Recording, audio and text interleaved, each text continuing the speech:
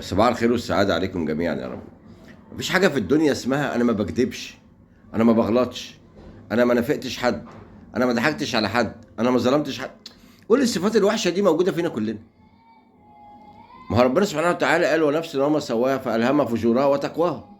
التقوى موجودة والفجور موجود، فكلنا فينا الصفات دي.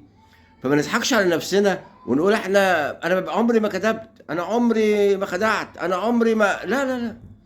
طول ما احنا عايشين في الدنيا وطول ما انت فيك نفس هتضطرك الظروف انك تكذب، وهتضطرك الظروف انك تغلط، لان احنا بشر، ما فيناش ملائكه ماشيين على الارض. ملائكه بس اللي ما بيغلطوش، لان هم لا يعصون الله ما امرهم، ربنا خلقهم للطاعه بس.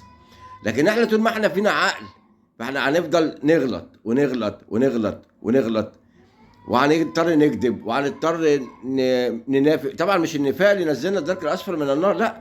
ما انا لما اضحك في وش عدوي يعتبر نوع من انواع الرياء او النفاق. ما انا لما اروح الشغل واكلم مديري حلو وانا بكرهه من جوه يعتبر برضو نوع من انواع النفاق.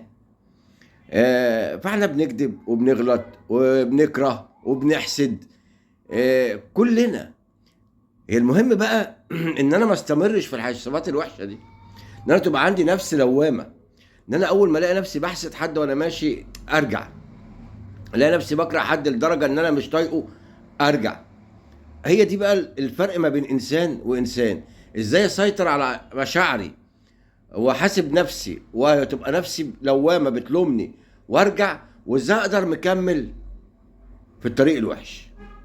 هو ده الفرق ما بين انسان وانسان. لكن كل البشر بيعملوا كل الصفات السيئه من اول ابونا ادم لغايه دلوقتي، وعمرها ما هتبطل، او عمر الانسان ما هيبطلها. صفه من صفات البشر.